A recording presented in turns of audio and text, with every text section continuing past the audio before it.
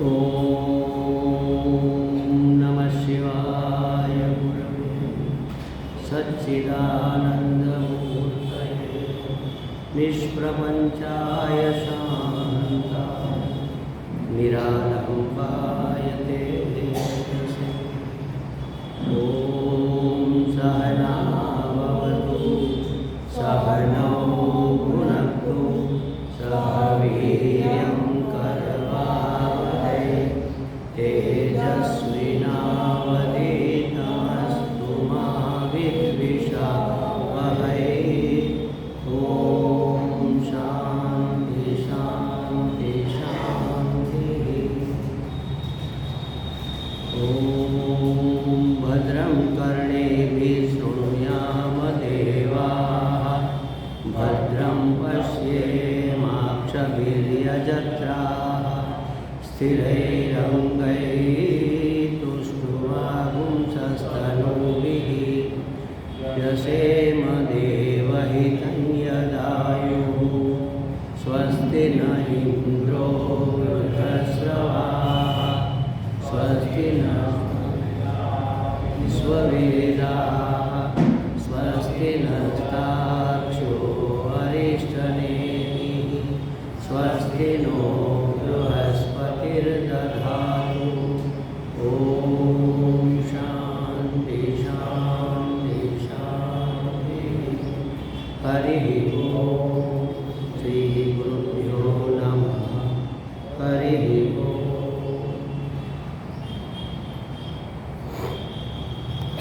નારદ ભક્તિ સૂત્ર અને 63મું સૂત્ર ચાલે છે. આપણે હું બોલાવું છું, આપ બધા બોલો અને પછી એના સમાપનને આરે છીએ તો થોડું એને સમજીને પછી આગળના સૂત્રમાં જઈશું. સ્ત્રી ધન નાસ્તિક વૈરિચરિત્રમ ધન નાસ્તિક. ફરીથી સ્ત્રી ધન નાસ્તિક વૈરિચરિત્રમ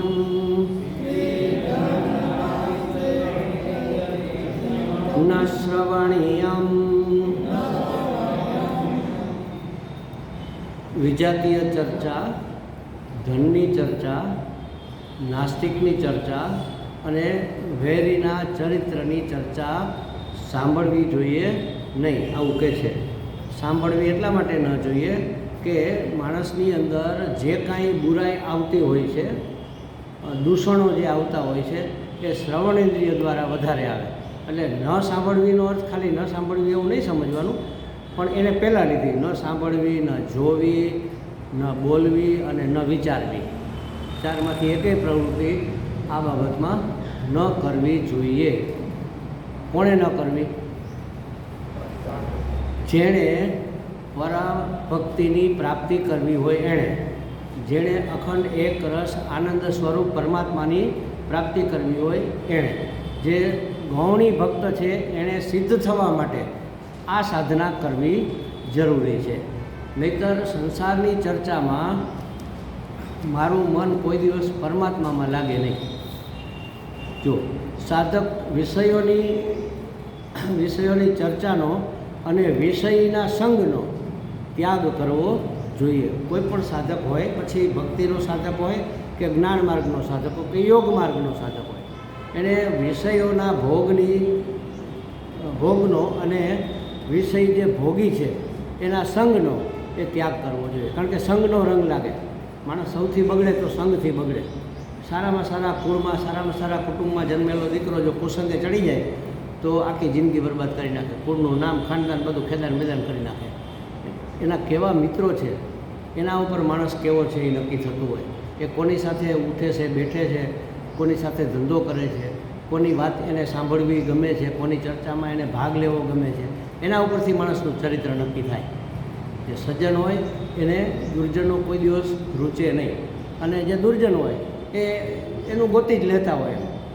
માની લો કે કોઈ ગામમાં નવું રહેવા માટે આવે, નાનું પેલા ગામડા જ હતા ને, હવે તો સિટી થઈ ગયા, પણ ગામડાની અંદર કોઈ વ્યક્તિ બહારગામથી રહેવા માટે આવે પરિવાર સાથે. હવે જો એ સજ્જન માણસ હોય ને તો મંદિર ક્યાં આવેલું છે ને મંદિરના બાવાજી કોણ છે ને ક્યાં સત્સંગ ચાલે છે ને એને ખબર પડી જાય, એ ગોતી લે, એને મળી જ જાય એમ. અને કોઈ બરાબર પીવાવાળો દારૂડિયો હોય કે બોર્ડ મારેલું હોય કે અહીંયા દારૂ પીવા હોય, છતાં એને ત્રીજા દિવસે એ દારૂની મહેફિલમાં બેઠો હોય, એને મળી જાય. એટલે જેવો માણસ હોય એની જેવી વૃત્તિ હોય એવું એને મળી જ જતું, એવું એ શોધી લેતો હોય છે એમ. એટલે આપણે આપણી બુદ્ધિને ન બગાડવી હોય અને અધ્યાત્મ માર્ગે આગળ ને આગળ વધવું હોય તો આ બધી વસ્તુઓનો આપણે ત્યાગ કરવો જોઈએ, એની ચર્ચા ચાલે છે. જો સૌથી પહેલું શું કીધું આપણને કે વિષયની ચર્ચા એટલે કામના છોડવી જોઈએ અને કામી પુરુષોનો સંગ છોડવો જોઈએ. કારણ કે વિજાતીય ચિંતનમાં વ્યસ્ત હોય એ ભગવાનનું ચિંતન ક્યાંથી કરી શકે? એના મનમાં તો એ જ વિચારો ચાલતા હોય, એ ભગવાનનું ચિંતન કરી શકે નહીં. વિજાતીય ચિંતનથી જે કામના ઉત્પન્ન થાય છે એ ભક્તિ માર્ગમાં સૌથી મોટી બાધા છે. ભક્તિ માર્ગમાં નહીં, તમામ માર્ગની અંદર સમજો ને, કામના જ વેરી છે. કારણ કે કામમાંથી ક્રોધ અથવા લોભ, અને એ નહીં આવે એટલે મોહ. કામ, ક્રોધ, લોભ, મોહ, મદ, માત્સર્ય આ બધી એની પ્રજા છે. પછી બધું આવી જાય. એક કામ જાગે એટલે બાકીનું બધું આવે. એક કામના ઉત્પન્ન થાય અને જે એની પૂર્તિ થાય તો લોભ જાગે, એમાં કોઈ વિક્ષેપ કરે તો ક્રોધ જાગે, અને કામ, ક્રોધ, લોભ ત્રણ ભેગા થાય તો મોહ થઈ જાય. કામ, ક્રોધ, લોભ, મોહ. અને માની લો કે લોભ પ્રમાણે તમને પાછું બીજી વખતે મળ્યું, ભોગ પ્રાપ્ત થયા, તો મદ, ભોગના બાહુલ્યથી મદ આવે. ત્યારે મારા જેવો કોણ, એમ મારી પાસે તો આટલું છે, મારી પાસે તો આમ છે, હું તો આમ રહું, હું તો તેમ રહું ને, હું તો ક્લાસ પહેલાં શું કહે બ્રાન્ડેડ કપડાં જ પહેરું, મને આમ નહીં ને, એવું મદ વ્યાપી જાય માણસને. તો કામ, ક્રોધ, લોભ, મોહ, મદ, અને પછી એના જેવો બીજો કોઈ હોય ને એના વખાણ સાંભળે તો એની ઈર્ષા થાય કે આ મારી યાર મારી બરોબરી કરે છે. કામ, ક્રોધ, લોભ, મોહ, મદ, માત્સર્ય એટલે ઈર્ષા, અને આ બધું જ આવે એટલે દંભ એનો કબજો જમાવી લે. એ માણસ દંભી થઈ જાય. પછી જેવો ન હોય એવો પોતાને જાહેર કરવા પ્રયત્ન કરે. અરે હું તો બહુ સેવાભાવી છું, હું તો બહુ મહાન માણસ છું, હું તો બહુ સજ્જન માણસ છું, હું બધાને બહુ સહાયભૂત થાઉં છું, બહુ દયાળુ છું. આવું બધું તમને જોવા મળે. જોજો, આ રાજકારણીઓમાં ખાસ કરીને જોવા મળે. કારણ કે એની કામના તો બહુ ઊંચી જ હોય, મારે ક્યાંયનું ક્યાંય પહોંચવું છે એમ. એટલે કામ આવે એટલે વિષયોની ચર્ચા થાય અને વિષયી લોકોની ચર્ચા થાય. એટલે એનો સંગ છોડવો જોઈએ. કારણ કે વિષયનું ચિંતન કરનાર માણસ ભગવાનનું ચિંતન કરી શકે નહીં. અને એ કોઈ પણ માર્ગની અંદર, ખાસ કરીને ભક્તિ માર્ગ એ પ્રેમનો માર્ગ છે ને, પ્રેમ અને કામને ભળેલી. જ્યાં કામ હોય ત્યાં રામ ન હોય, અને જ્યાં રામ હોય ત્યાં કામ ન હોય. રામ એટલે ભક્તિ, રામની ભક્તિ ન હોય એમ. તો એના વિશે, વિજાતીય વિશે, સ્ત્રીએ પુરુષ વિશે, પુરુષે સ્ત્રી વિશે કોઈ એવી વાતો સાંભળવી નહીં, એવી પ્રકારની વાતો વાંચવી નહીં, એવા દ્રશ્યો જોવા નહીં, અને એનું ચિંતન કરવું નહીં. એટલે આ ચાર વસ્તુ, એનાથી આપણે વેગળા રહેવું. મોઢેથી એની ચર્ચા ન કરવી, કાનથી એની વાત ન સાંભળવી, આંખથી એનું દ્રશ્ય ન જોવું, આંખ, કાન, નાક બધું બંધ હોય ત્યારે એનું ચિંતન ન કરવું. આમાં પડવું નહીં જો મારે અધ્યાત્મ માર્ગમાં આગળ વધવું હોય તો. નહીંતર આનાથી મોટો વિરોધ, આનાથી મોટો દુશ્મન ભક્તિ માર્ગનો કે અધ્યાત્મ માર્ગનો બીજો કોઈ નથી. બીજું, ધનની ચિંતાની વાત કરી કે ધનની ચિંતા ન કરવી. ચિંતા એટલે ચિંતન, ધનનું ચિંતન ન કરવું.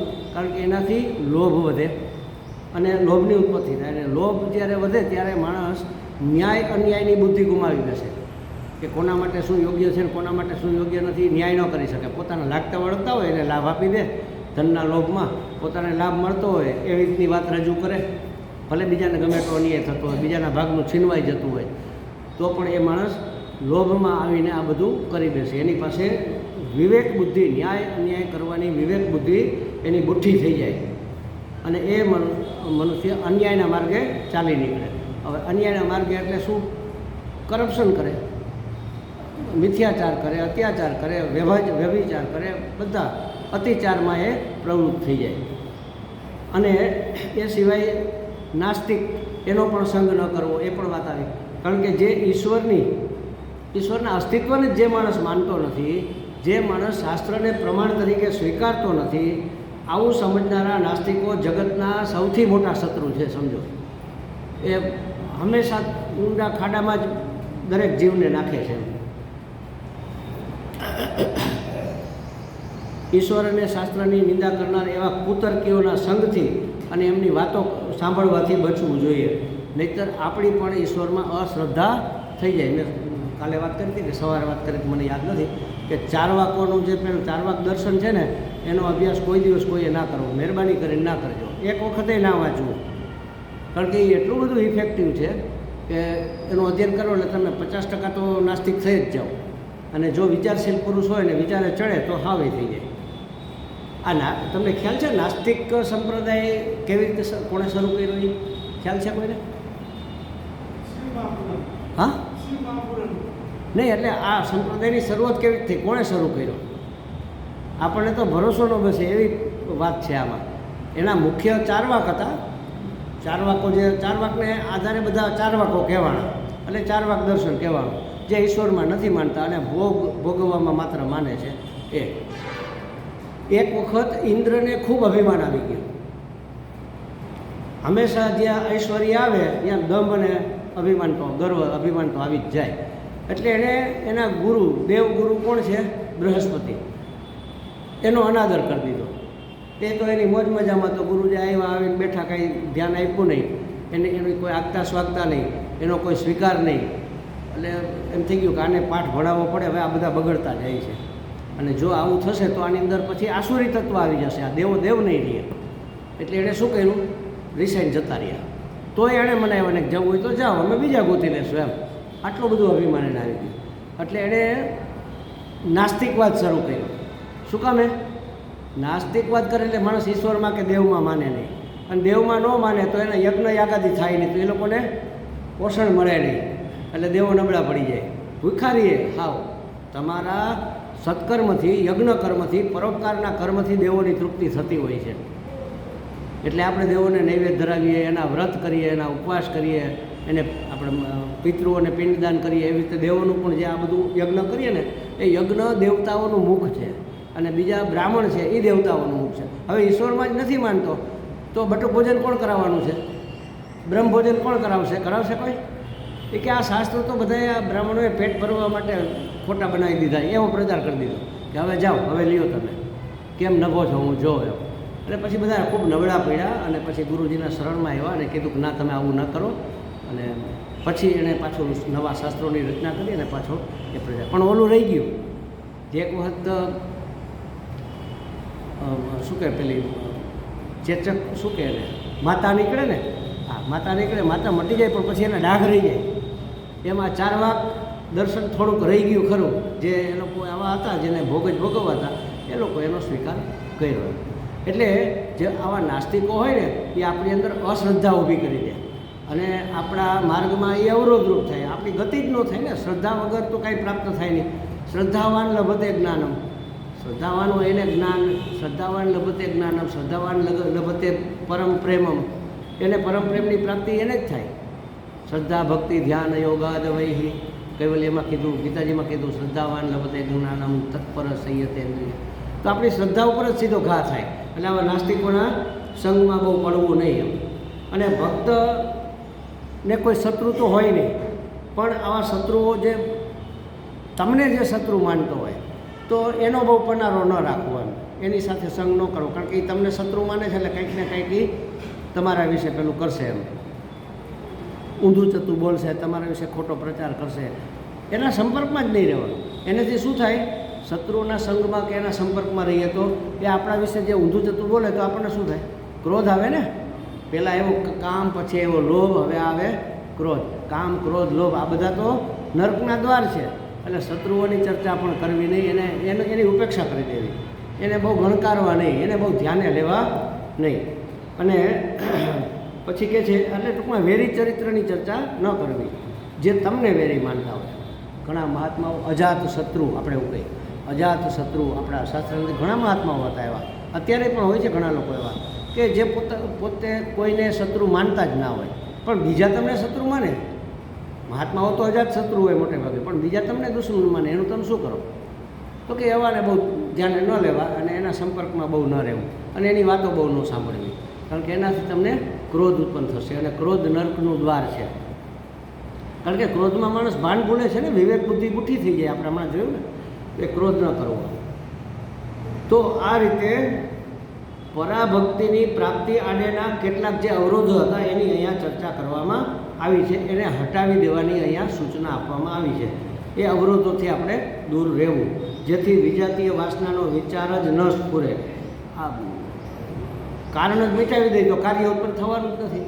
એટલે એ કરવાની આ સૂચના છે કે એવું સાહિત્ય વાંચવું નહીં, એવી વાતો સાંભળવી નહીં, એવા લોકોના સંપર્કમાં રહેવું નહીં, એવું કંઈ કામ ક્રોધ લોભ ઉત્પન્ન કરે એવું કંઈ બોલવું નહીં ને એના વિચારો કરવા નહીં.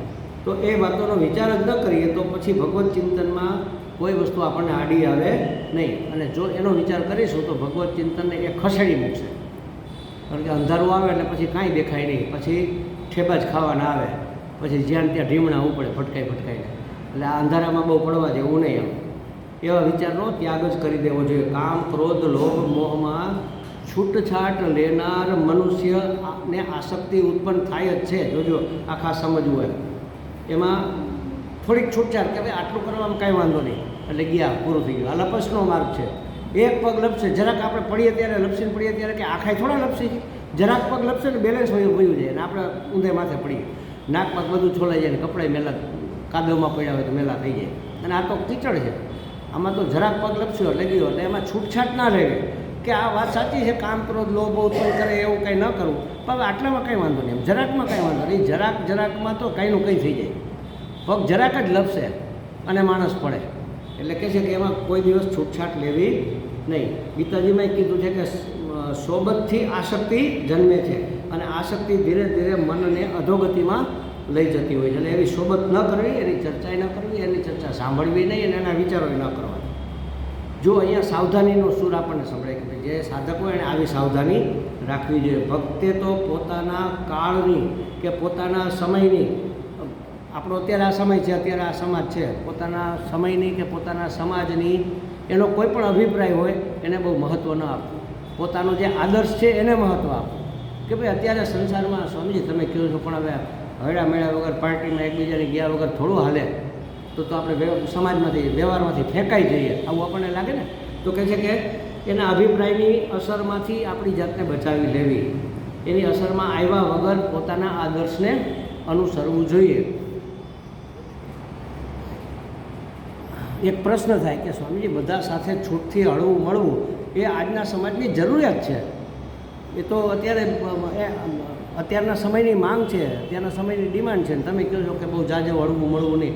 અને જેને હળી મળી એમાં આવા લોકો તો હોવાના જ છે. કામી ક્રોધી લોભી મોહી નાસ્તિક બધા હોવાના જ છે.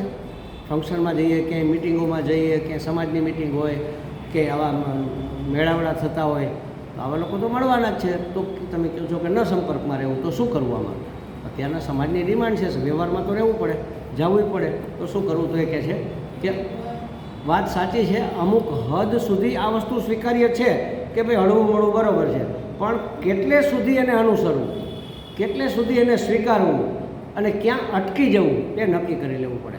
કે ભાઈ હું મેળાવડામાં જઈશ પણ કેવા મેળાવડામાં જઈશ. માનો કોઈનો ખરખર હોય તો ત્યાં જવામાં વાંધો નથી, દાડો ખરખર હોય તો એમાં કંઈ જવામાં વાંધો નથી. કોઈને ત્યાં કથા હોય, સત્યનારાયણની કથા હોય તો એમાં જવામાં કંઈ વાંધો નથી. અને કોઈને ત્યાં પેલી પાર્ટી હોય મોજથી ખાલી એમ કે ખાઓ પીઓ મજા કરો, એમાં જવાની જરૂર નથી. આપણે આમ બહુ ખાધું પીધું અને હજી ઈચ્છા હોય તો આપણે એકલા જ બનાવીને ખાઈ શકાય, મંગાવીને ખાઈ શકાય. હવે તો ફોનથી બધું ઘરે આવે છે. તમે જે માગો એ, જે હોટલનું માગો એ હોટલનું તમારે ત્યાં આવે છે, જવાની જરૂર નથી. એટલે એ નુકસાન કરે પણ એ ઓછું નુકસાન કરે ઓલાઓને મળવા કરતાં. ઓલા તો ઘોર ખોદી નાખે, સમજો તમારું અંતઃકરણ આખું બાળીને ભસ્મ કરી નાખે. આ તો ખાલી પેટની તકલીફ થાય બહારનું ખાઈએ તો સમજો, અને ઓલું તો બધી જ જાતની તકલીફો થઈ જાય.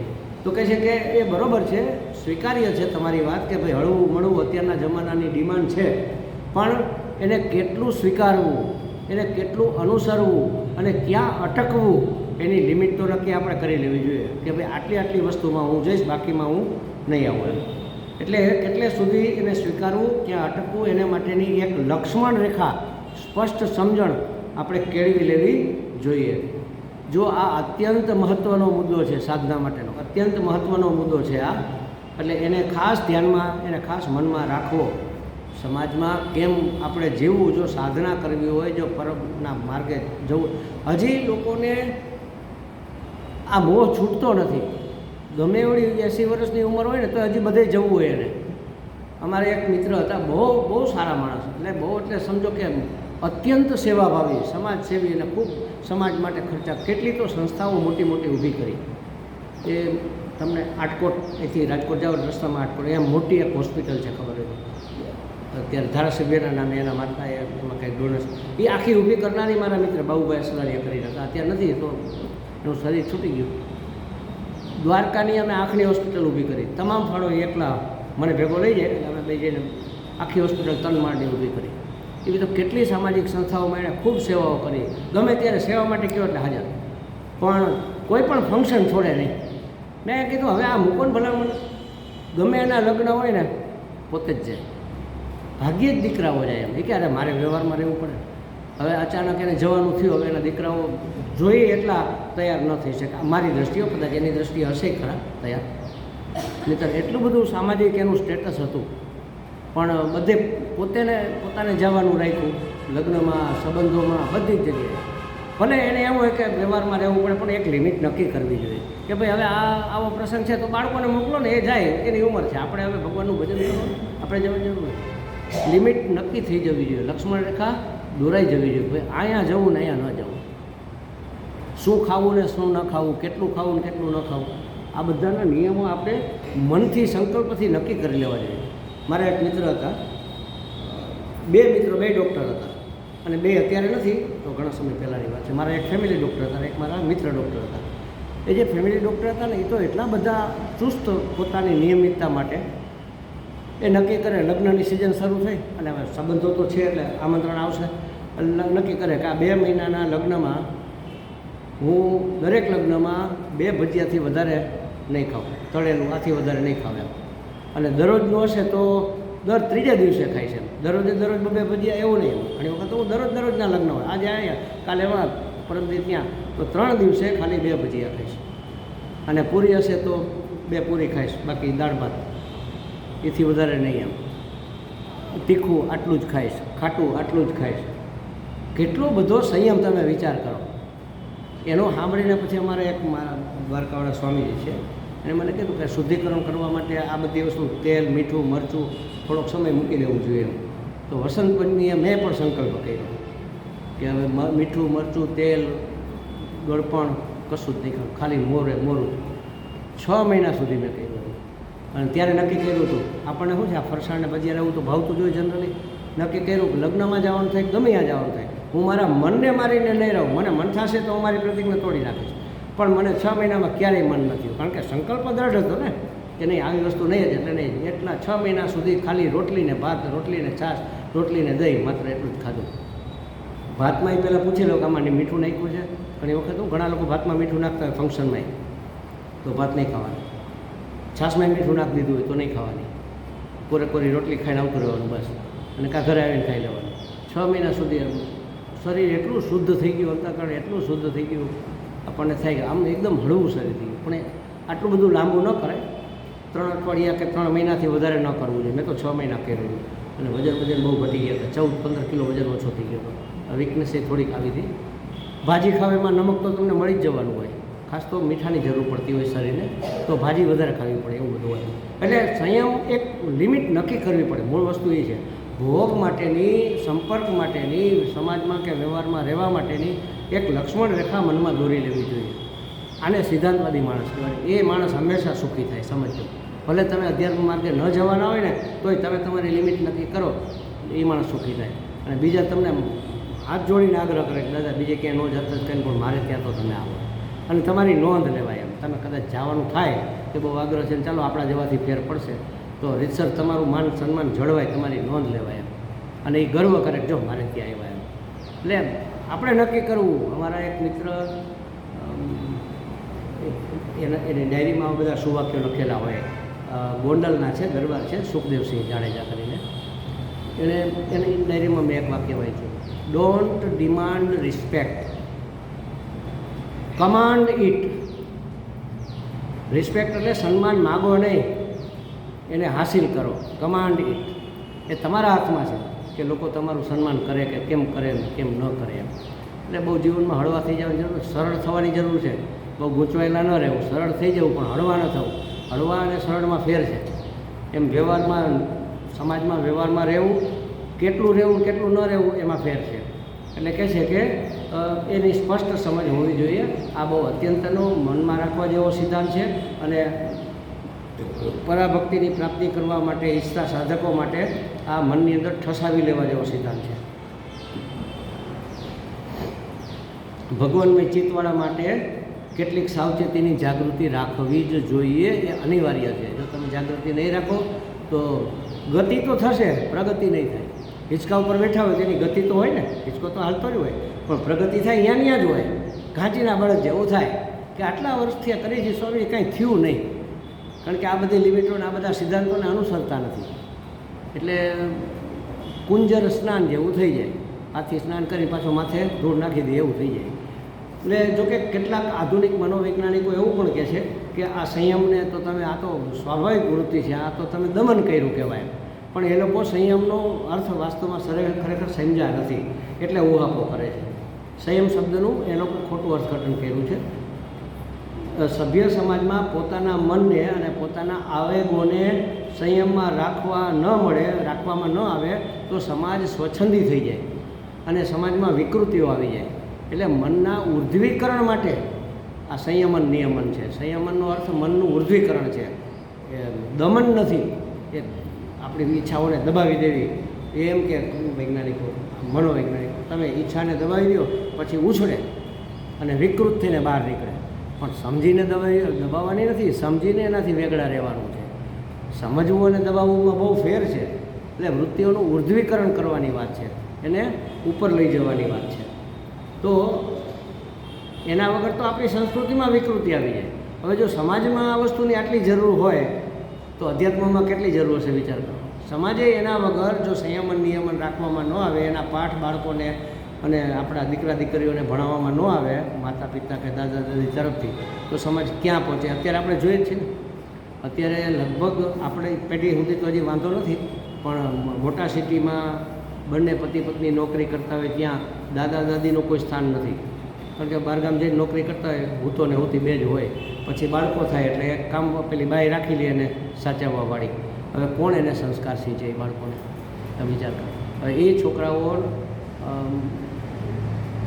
શું કહેવાય 19 ટીનેજર બને અને પછી જુઓ કેવી વિકૃત રીલો આવે છે. તમે જુઓ છો ને, ફાટેલા કપડાની ફેશન, ગમે એમ નાચવાનું, ગમે એમ બોલવાનું, ગમે એની સાથે રખડવાનું, અડધી રાત સુધી ઉજાગરા કરવાના, બપોરના 12 વાગ્યા સુધી સૂતું રહેવાનું, અને એની રૂમમાં ને એના ઘરમાં જે રૂમ રાખીને રહેતા જુઓ તમને ઉકળો લાગે. આમ પીઝાના એઠવાડા પડ્યા હોય ને, આમ કપડાના ઢગલા પડ્યા હોય ને, આમ ચોપડા રખડતા હોય ને, કાંઈ એમ લાગે કે આ કે ક્યાં આપણે આવી ગયા છીએ ભલા માણસ. એક ખાલી અવ્યવસ્થાના કેટલા નેગેટિવ વાઇબ્રેશન ઊભા થઈ. મેં તમને એક વખત બતાવ્યું હતું, ખબર હોય યાદ હોય તમને. આ રૂમાલ છે, માની લો કે આ સંકેલેલો રૂમાલ છે ને, અહીંયા મૂકી અને આના ઉપર આ મારી રુદ્રાક્ષની માળા છે ને આમ રાખું ને, એટલે ક્લોકવાઇઝ એ ફરવા માંડે એની મેળાય, એના વાઇબ્રેશન એવા હોય છે. પણ આ રૂમાલને પછી આમ ચૂથો બૂથો કરીને મૂકવો ને પછી એ જ માળા રાખું તો ઊંધો પડે. જો ખાલી વ્યવસ્થિત ન હોય ને તો પણ નેગેટિવ વાઇબ્રેશન ઊભા થતા હોય.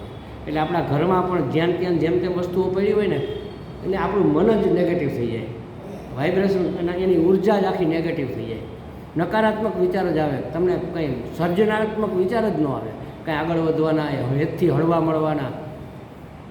જ્યાં ગંદકી, અસ્વચ્છતા અને અવ્યવસ્થા અને રેડભભેડ પડ્યું હોય ને, ત્યાં વળકે વાતો થતી હોય, ત્યાં પ્રેમથી વાતો ન થાય.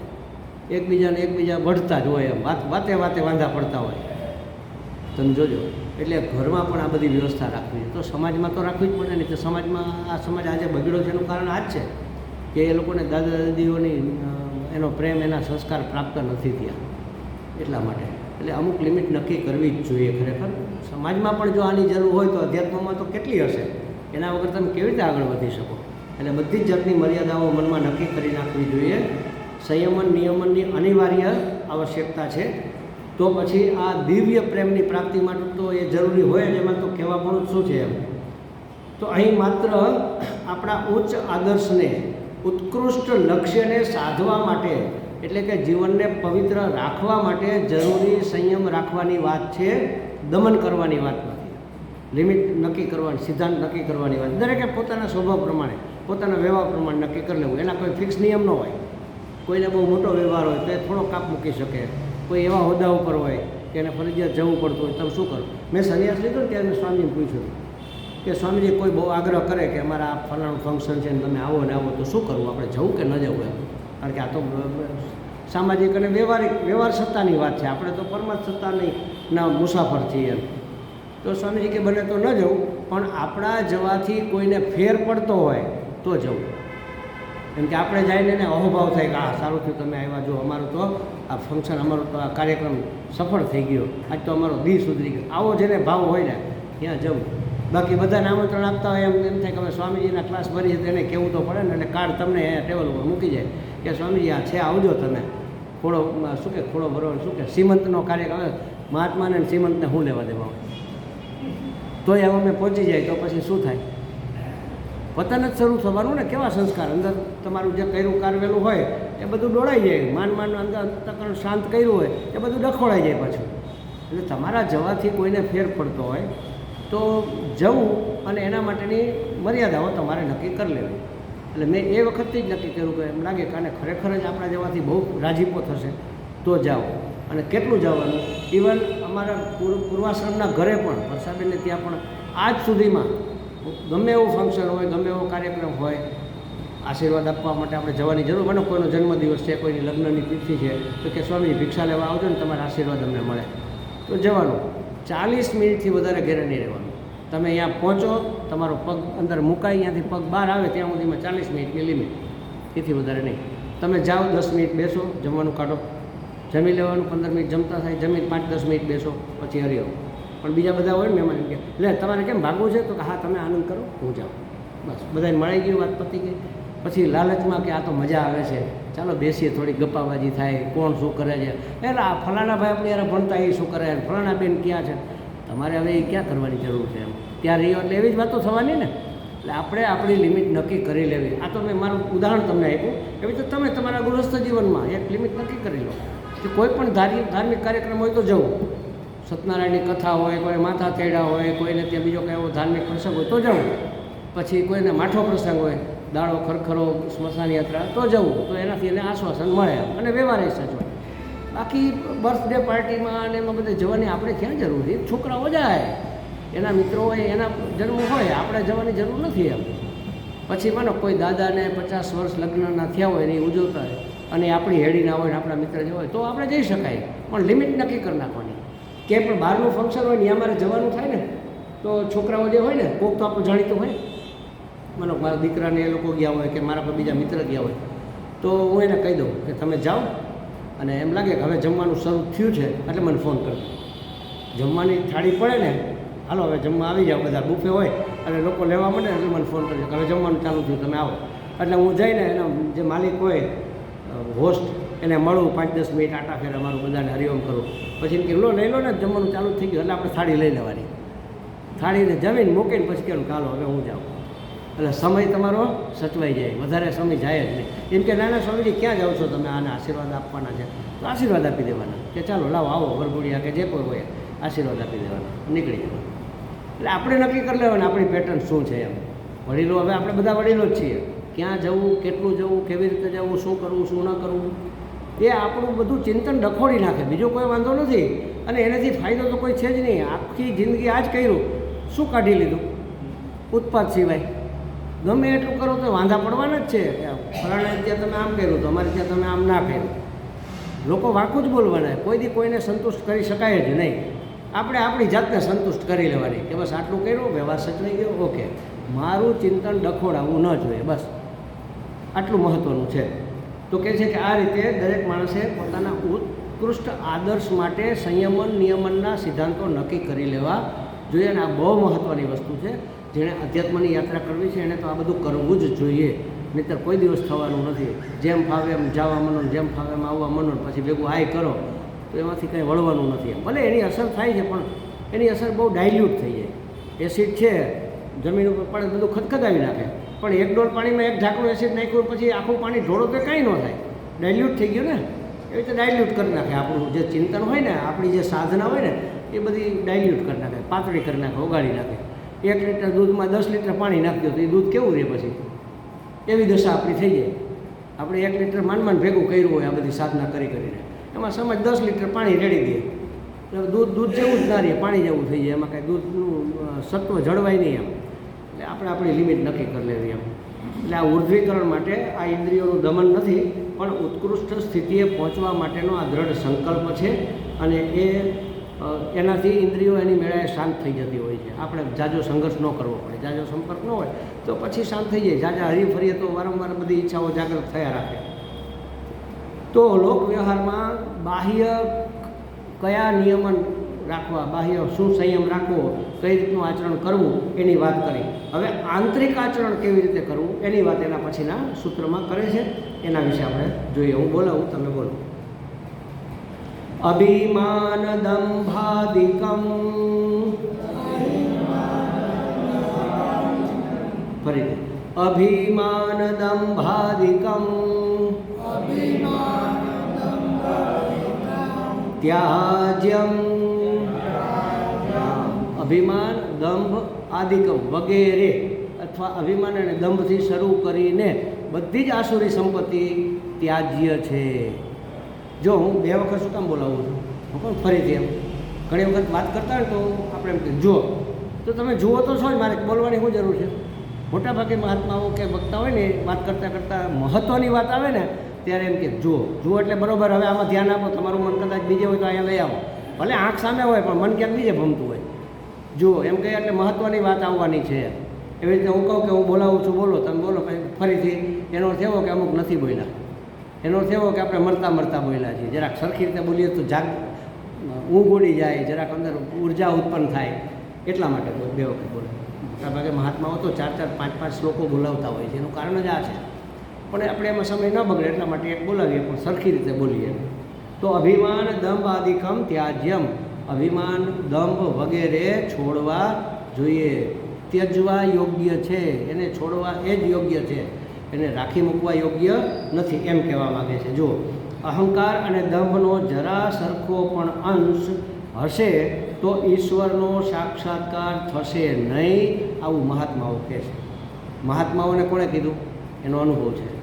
એને શી ઈશ્વરનો સાક્ષાત્કાર કર્યો ને. એક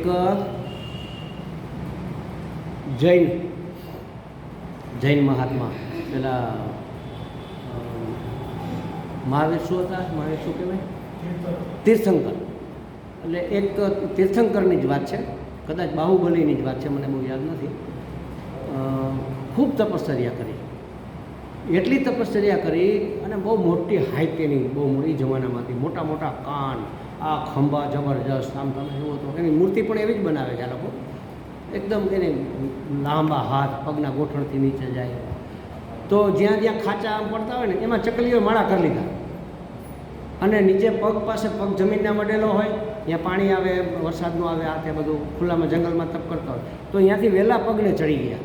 તમે જોજો એના ચિત્રમાં વહેલા તમને દેખાશે. એનું ચિત્ર કે એની મૂર્તિ છે ને એવી રીતની જ બનાવેલી. છતાં પણ મુક્તિ થાય નહીં. અને એના બેન ઘેરે હતા કે મારા ભાઈ આટલી બધી તપશ્ચર્યા કરે છે, હજી મુક્તિ કેમ થતી નથી? એટલે વિચાર કર્યો કે હા, મુક્તિમાં નડવા જેવી વસ્તુ એક જ છે માત્ર. બધું કર્યું પણ એક વસ્તુ હજી આ બાકી રહી ગઈ હોવી જોઈએ, તો જ અટકે મુક્તિ, નહીંતર અટકે નહીં. એટલે એણે શું કર્યું? હાથી મંગાવ્યો. ધનવાન તો હતા જ, અને હાથીને શણગાર્યો, માથે મોટી અંબાડી મૂકીને, અંબાડી ઉપર પોતે બેઠી અને જંગલમાં ભાઈને મળવા ગઈ. દૂરથી અવાજ કરે, ભાઈ તારી બેન આવે છે, જો આમ હાથીની અંબાડી ઉપર બેસીને આવું છું તને મળવા.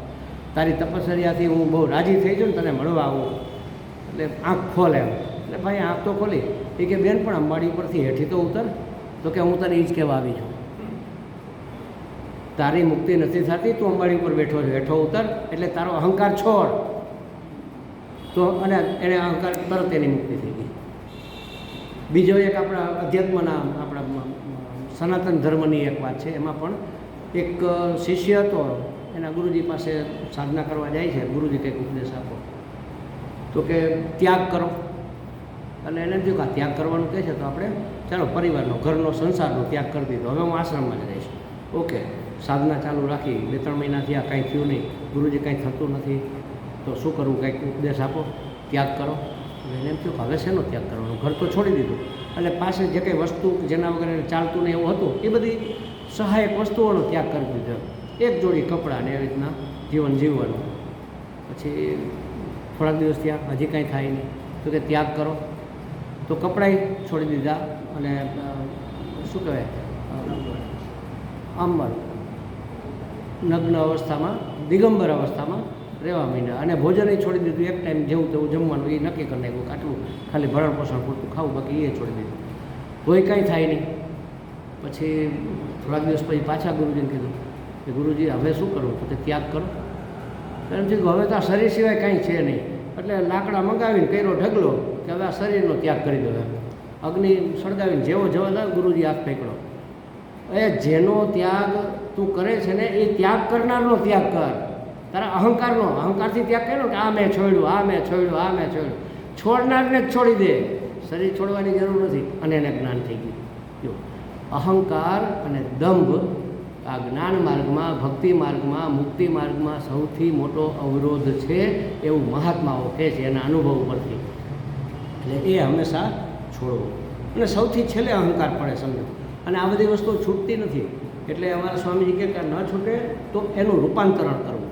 અહંકાર કરવો પણ હું ઘણો દીકરો છું, હું કોણ છું, મને ઓળખો છો એવો નહીં, પણ એવો અહંકાર કરવો કે મને આ શોભે. અરે હું તો કોનો ભક્ત છું?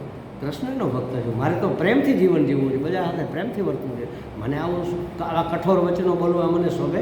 હું કોનો ભક્ત છું? એમ મારા ઈષ્ટ કોણ છે? એમ એવો અહંકાર કરવો. આવો નહીં કરવાનો. સંસારિક નહીં પણ પારમાર્થિક અહંકાર કરવો. એ આપણે એને પરિવર્તિત કર્યો કહેવાય.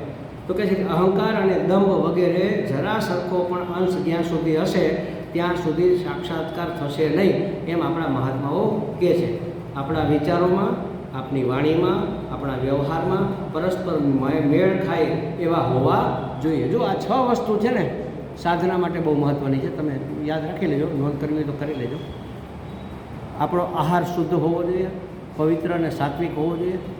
વિહાર, આહાર વિહાર હસ્ય ગીતાજી કીધું. વિહાર એટલે વ્યવહાર, અથવા વિહાર એટલે આપણું હરવું ફરવું, આપણે ક્યાં હરીએ છીએ, ક્યાં ફરીએ છીએ, કોને મળીએ છીએ, એ શુદ્ધ હોવું જોઈએ. આપણો વ્યવહાર શુદ્ધ હોવો જોઈએ, કોઈ એમાં કૂડકપટ ના હોવા જોઈએ. પછી આપણો વિશ્રામ એ પણ તામસિક ન હોવો જોઈએ, બહુ સૂતા રહીને બહુ બેઠા રહીને એવું નહીં. આપણો વિશ્રામ પણ સાત્વિક હોવો જોઈએ. આપણા વિચારો પણ સાત્વિક હોવા જોઈએ અને આપણી વાણી પણ સાત્વિક. વાણી કઠોર ન હોવી જોઈએ, કોઈને કૂચે કોઈને કઠે એવી કરડકણી વાણી, આમ કઠોર ભાષા બોલવી એવું નહીં. વિચારો પણ પવિત્ર, જેવા વિચાર પવિત્ર હશે ને એવી વાણી નીકળશે. પણ ઘણી વખત એવું થાય વિચાર ગમે એવા હોય પણ વાણી માણસો એવી મધુર મીઠું મીઠું એવું બોલે, મનમાં તો કૂડ કપટ હોય, એવું નહીં. એટલે વિચાર, વાણી, વિશ્રામ, વ્યવહાર, આહાર આ બધાની શુદ્ધિ કરવી, એ બધા સાત્વિક કરવા. ઝડપથી જો પ્રગતિ કરવી હોય તો આ મહત્ત્વનો પોઈન્ટ છે. એમ આ બધી વસ્તુ તમે શુદ્ધ કરી દેશો તો બહુ ઝડપથી ગતિ થશે. આ પરમાર્થ માર્ગ ઉપર આપણે ઝડપથી આગળ વધી શકાશે. આજે અહીંયા પૂરું કરીએ છીએ. આપણે આ સૂત્રથી આવતા સત્રમાં લેશું. થોડીક સૂચનાઓ વિગત આપવાની છે એટલે એની વાત કરવી 2 મિનિટ એટલા માટે. ઓમ પૂર્ણમદ પૂર્ણમિદં પૂર્ણાત પૂર્ણમુદચ્યતે પૂર્ણસ્ય પૂર્ણમાદાય પૂર્ણમેવાવશિષ્યતે. ઓમ શાંતિ શાંતિ શાંતિ. હરિ ઓમ શ્રી ગુરુભ્યો નમઃ. હરિ ઓમ.